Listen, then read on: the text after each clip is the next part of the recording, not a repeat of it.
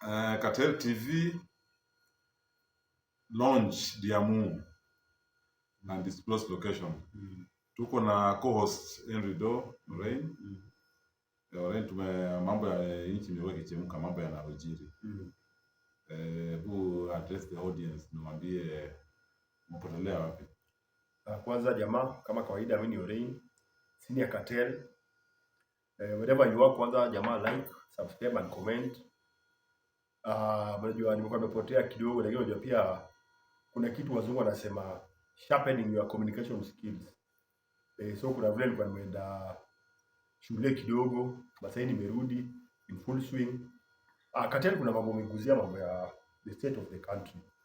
Kwanza tukipiga flashback kidogo, tunaweza anza na mambo ya impeachment Riggy G. ya Riggy G. Wewe, what is your views? Was it warranted? What is your views on whatever ilifanyika? While you are away, to discuss hizo vitu, lakini at this point in time, I think even discussing Riggy G is not a point. But for the purpose of history and records, let it be known that I'm neither a fan of Riggy G nor his hater. But Riggy G alikuwa perpetuate a culture of raw tribalism. Kuweka nchi kwa ile step that shareholders iliweka ni kama wengine walikuwa hawafai. But all in all, the 48 laws of power dictates never obtain your master. I think Rigathi Gachagua confused his proximity to power as if he was wielding that power. I think that is where the reins started beating. Nonetheless, as a country, we have got so many challenges. And we have to move forward. Yes. We are looking for solutions. Yes. Not blame games. The economy is in shambles. People are struggling to make ends meet. And we are 2 years shy of the Next elections. And I think politically, if you have the political mind, you can see that already people are now crafting new alliances. Yes. The Mount Kenya Brigade, they are voting for members. The president and his crew are also voting for new alliances. Yes. So to me, the issue of Riggy G impeachment is neither here nor there, because it is of no consequence. It is neither bringing unity, or it is not even diluting anything. So to me, Riggy G maybe was just an office holder. But if you were to look at it with the political mind, and maybe we name a few faces that would have faced impeachment.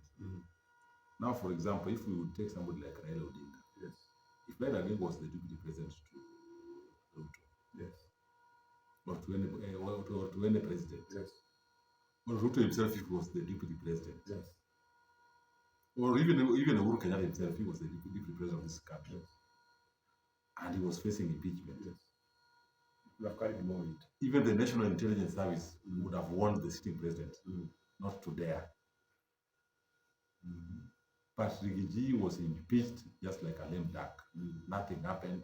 We should not even be hiding that. With the Mount Kenya people, we will not do demonstrations.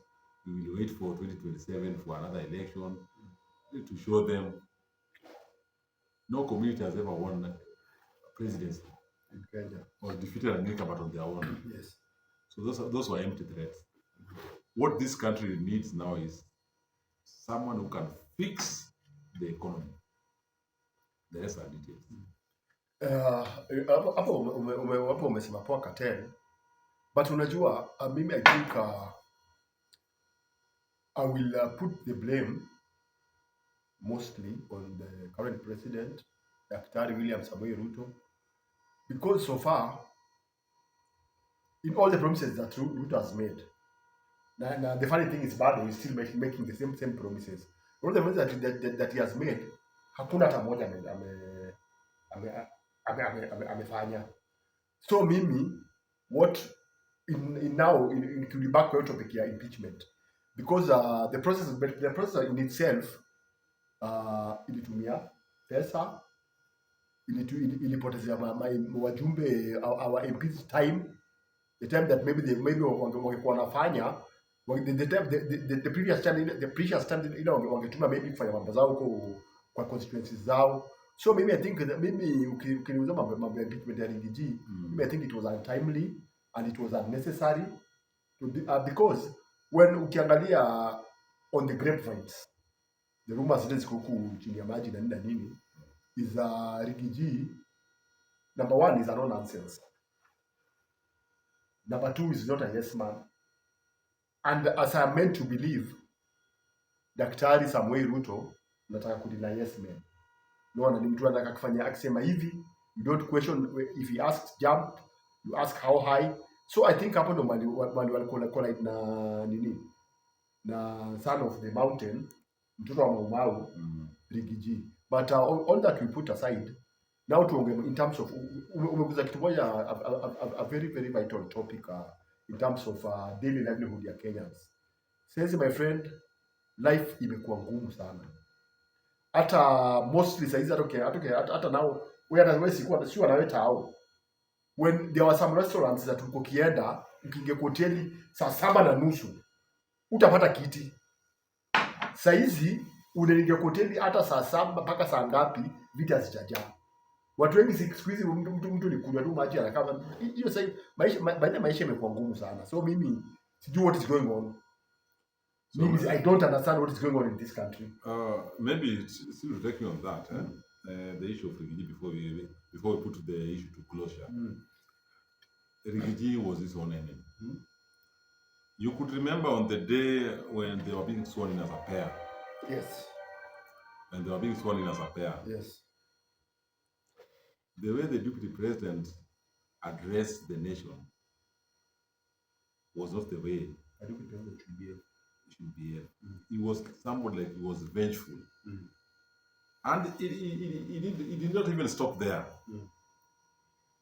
I think the financial bill 2023, when the Right Honorable Prime Minister Raila Amolo Odinga went to the streets to demonstrate against the finance bill, it is the same Riggy G who marshaled, together with Kimani Ichung'wah and Ndini Nyoro. Yes. They went to Kamakis. Yes. In fact, they even sold the land that did not belong to them to a group of crooks and criminals. They were saying Maguta. Yes. In fact, they even stole the condos of Uhuru. That was the height of impunity. In fact, they even warned the former president that they dared that they are sons of Mau Mau. Yes. So when his goose was cooked, those who could have helped him, he had already burned bridges. And let me throw caution to the wind that in this life, let us tread carefully. And in the political arena, you never know which political alliance will be crafted that can include you or exclude you. I hear the Mount Kenya people are saying they are angry. What about other Kenyans? This country does not belong to Mount Kenya. This nonsense that they're trying to peddle around that they're going to take Ruto home. It takes for 2 tribes to take a president home. It takes the whole nation to take a president home. There is no one committee that can be sitting somewhere that they can elect a president or take him home. I'm not a prophet, but 2027, Ruto will be back in status. Whether it is a 2-horse race or a 3-horse race. And the other day, it is you, we were arguing with you publicly, and you were telling me that Riggy G was going nowhere. You miscalculated the political mood of the country. As much as the sitting president has issues with Wananchi, Wananchi also have issues with Mount Kenya people. And Mount Kenya people, don't lie to yourselves that your feelings are being shared by the whole country. By the whole country. The patch that you are going through, other tribes have gone through that patch for decades.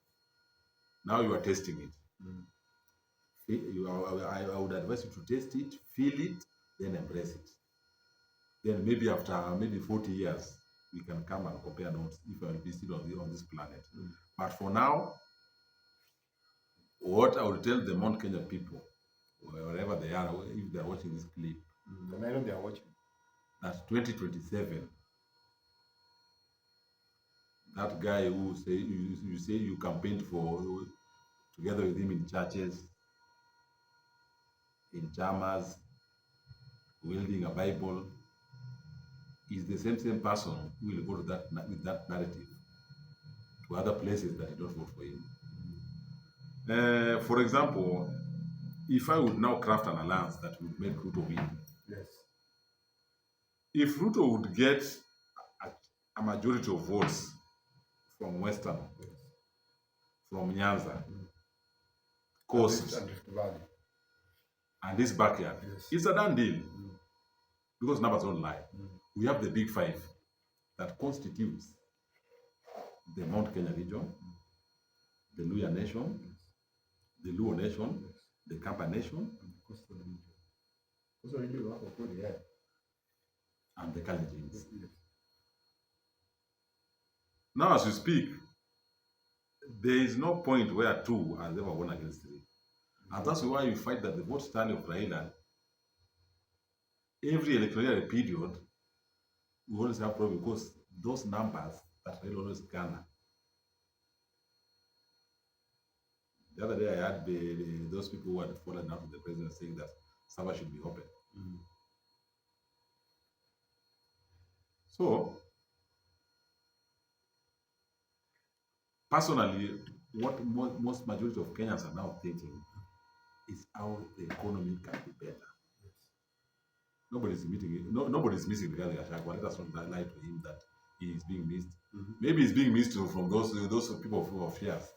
But if you go to even if you do a study, let me give you just an example. If tomorrow you are traveling on the other side, just start your research from Naivasha going to Kericho Pass and even to Busia, Ugoma, wherever. Nobody will tell you that they are missing Gachagua. But still on that, there's a point you are saying that Gachagua was not a yes man. I would say that the DP was a bully. You must respect your seniors. You know, in the kingdom of thieves, many pickpockets don't regard themselves as thieves. Yes. Because they don't use violence. But they would say a robber is a very bad thief. Now, if I were to ask you, Andrew, the cost, just on a light note. Today I'm the sitting president. Yes. And you are the deputy president. I'm the one who is wielding power. Yes. What makes you think that we are sharing this power? Maybe number one is the power corrupts, and absolute power corrupts absolutely. Just the fact that the names of the president and the deputy president were on the same were on the same piece of paper, because ilikuwa Ruto na Gachagua. That was it was not Ruto alone, it was Ruto and Gachagua. So, and still on that, I just reverting back to you. Kama is a bitch. Ruto's choice for the deputy president was Kithure Kindiki, professor. It has come to pass. Gachagua just forced himself. At that time they were saying that he threatened the president. Yes, to pull out of the campaign with his financial muscles. Yes. At that time, I think maybe the son of Sugoi was one. But regardless, the impeachment is over. The country has moved forward. We are now looking forward to 2027 elections. Yes. In fact, I think what is holding the country ransom is not even the impeachment of Rigathi Gachagua. It is the elections of Enigma, Right Honorable Engineer, the AU, Raila Amolo Odinga, yes, for the AU. So the politics of this country will change with the outcome of the AU election, of the AUC election. Yes, yes. That I can tell you for free. But anything else is hot air. So one thing now that umeguzia mambo ya Enigma, One Gakinyi, yes, One Fidel, Amolo Odinga, yes, because I believe mostly the political scene imebadilika vile Raila and Ruto in a broad-based government. When Raila and Ruto waliamua kufanya ile, we can call it handshake or whatever, right? They decided to bury the hatchet. So ikafanya it the political atmosphere of the country. Now let's put a scenario that but God forbid Yakoma akosea kiti ya AU arudi alafu arevert back, yeye na maybe yeye na HE zikuwe wako on the same page, so Raila will be back to the streets. You know that will still change the political temperature of the country. Will your view still be the same in regards to President Ruto getting the presidency in 2027? You see, politics is what they always say. In politics, is always a game of possibilities. That one also can happen. But looking at the scenario, because politics, it's us who have relegated ourselves to voters. You know, these big people, they always look at their interest, how they can wield power. So to me, in a 3-horse race, both Raila and Ruto will lose. It will not be to their advantage. In this sense, most of people would vote for Ruto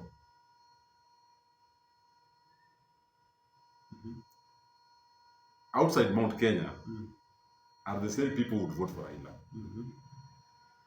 That's true, yes. So in that scenario, but still also, we are looking at a scenario where the Mount Kenya are angry. In fact, they have deserted UDA. They want to form their own party and craft new alliances, which is also good for the voters of this country. But I can tell you for free that the only force that they can bring that can defeat the duo of Raila and Ruto is maybe if they front Kalonzo. And it will be a 3-horse race. But you see also there's a challenge because outside Mount Kenya and Cumberland, these people's influence does not go beyond those areas. That is who by this point you mean who are they? I mean the combination of Rigathi Gachagua and Stephen Kalonzo Musyoka. Yes. Not forgetting that Kalonzo Musyoka was a darling of Azimio, NASA, and CORD. In fact, the people of Nyanza and Western, they still feel that they owe Stephen Kalonzo Musyoka. Yes, yes. But the route that he is maybe taking does not augur well with the ODM blocking vote. So, in the event that Raila does not secure an AU chairmanship, and you could see even on social media platforms that the people who are praying that he loses are the Mount Kenya people. And I'm even wondering if they are voting. You know, their hate for Raila is on another level. But what I can tell you, Henry, is that Ruto and Raila will craft something. They cannot go separate ways. And in 2027. It's okay. Unajua, our Kenyan political scene, there is the new kids on the block. Yes. Which now they have come up so active, very vibrant, the Gen Zs. Na vile tunaelewa, it's like them, they had their preferred candidate, which is none other than the former internal security, Fred Matiang'i. Yes, so on Fred Matiang'i on Kenyan political scene, where do you put him? Where do you place Matiang'i in this setup? Kenyans are very forgetful. The first bully on social media was Matiang'i. Those days that people were being nabbed, and left, right, and center. Through when they enacted this cybercrime idea, I think maybe unless you are not in this country, but I remember that Matiang'i was the CS when they started ambushing people in their homes, in their offices, using social media platforms.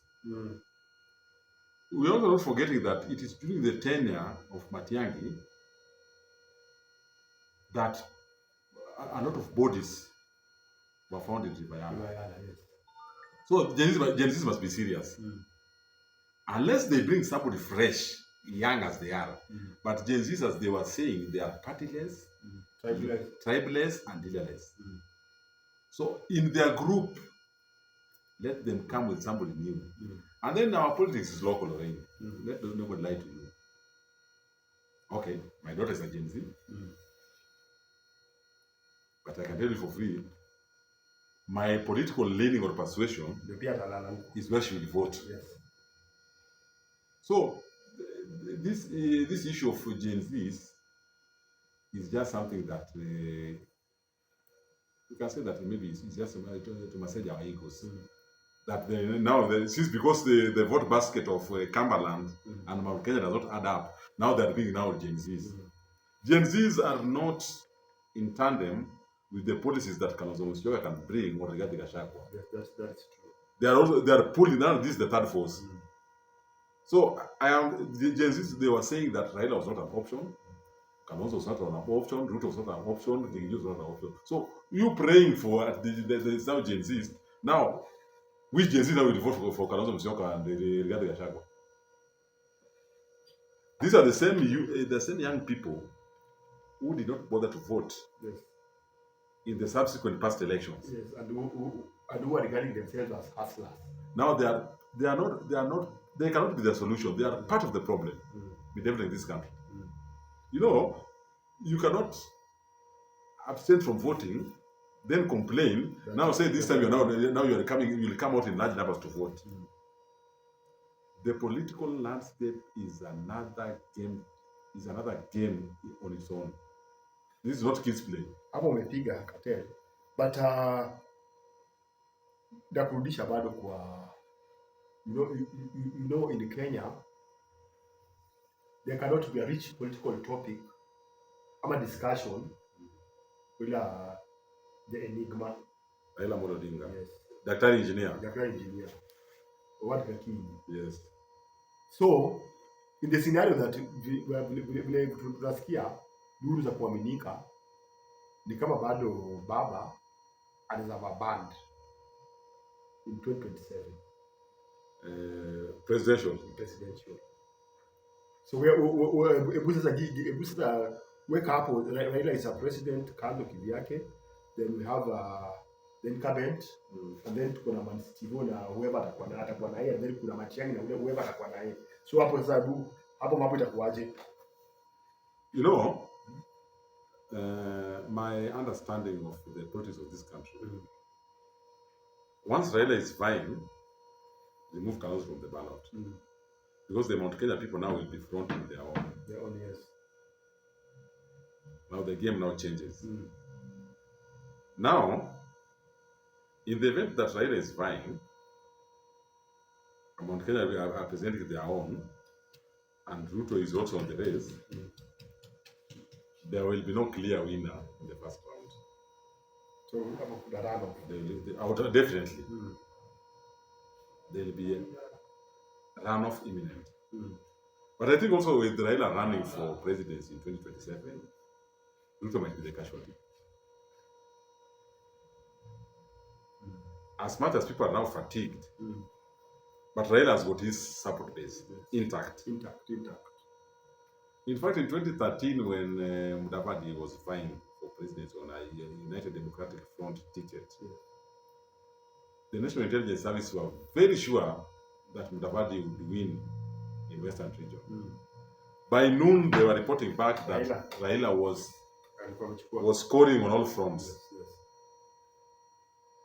Now, counties like Kakamega, Busia, those are Raila's strongholds.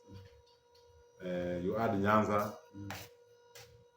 you add the Nyanza voting zones, those are Raila. You go to Coast, you come to Nairobi, Raila will still score. As much as maybe people are saying, okay, Raila has provided another, but there are people who still believe in the presidency of Raila Amolo Odinga, I included. Yes. Pause. One thing which mara mingi, they usually say that ODM supporters are emotional when it comes to ukitaja baba vibaya or whatever. But wewe na the current, with the political move that Baba made, was it wise for him to make that political move ama kama he betrayed the country? Raila did not betray the country. Let us be factual and get our facts right. During the days of Pentagon, Ruto was an ODM member. Yes. And he was in Pentagon. In fact, if I had to put it very closely, then Riggy G was the one who could come on TV to publicly dare Baba to dare Raila.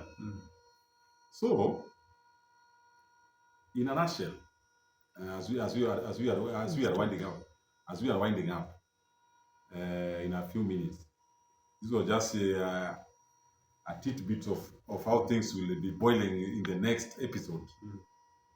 So my take is Raila saved the country. I'm not a fan of Ruto. I've never been a fan of Ruto. And I don't think I'll be a fan of Ruto in the near future. But we were in town. The scenes that rolled out during the demonstrations, bordered on criminal activities. Yes. So it was like a stage managed demos. If you are very keen, you could have seen that during this finance bill demonstrations, there was that first one. Yes. The first one that was very peaceful, and they had the handkerchiefs, they had iPhones. Yes. Then see, this second one is where City was banned. Where now the introduction of guns. People invaded parliament. Yes. Shops were looted. Yes. Now, this guy is very funny. You know, when Raila was calling for demonstrations, the Mount Kenya people were very categorical. Yes, that their business were being derailed, were being sabotaged.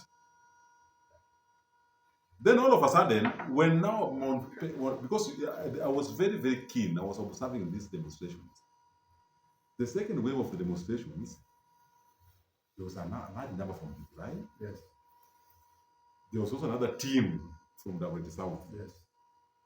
And Andrew, if you could be very keen, you could have seen that those areas that normally don't participate in demonstrations were very active. Yes, that one I know. In this other wave of these demonstrations. Meaning, roles had changed. The usual suspects of demonstrations, the ODM brigade, were now the audience. Yes. The business people and the government sympathizers were now the demonstrators. Yes. And now, to cut a long story short, so that we wind up, Raila is a statesman and is an elder. What he sees sitting down, When you climb the tallest building, even a giraffe cannot see. Yes. So Raila saw something. And even on social media platforms, you could see that the venom and vile is coming from a section of the country. Yes. That was evident. Social media now, you could see Mount Kenya saying that Raila has betrayed them. My question is, how has Raila betrayed you? You did not even vote for him. You did not vote for him. Raila has been your problem since. Now, if Raila has been your problem ever since, now he has joined hands with your former darling. Yes. Where is the problem? I would advise the Mount Kenya people, they are our brothers, but kindly eat your tomato in peace. So maybe Andrew, you can wind up the show. So it was just that was just a TP Jama.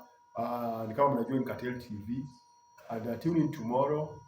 Kesho tutataka kuangazia, is also another very very huge elephant on the room ya mambo ya Kenyan football. Yes. Kesho tutakuwa na former Shauri Moyo sportif defender lefty anaitwa Amure Maya Lule. Kesho tutakuwa tunaangazia mambo ya the forthcoming FKF presidential elections which zinafanywa tarehe 7 next month of December. So guys, tomorrow tune in, tell a friend to tune in, tell a friend to subscribe, comment and like. Hapo poa baba. Thank you.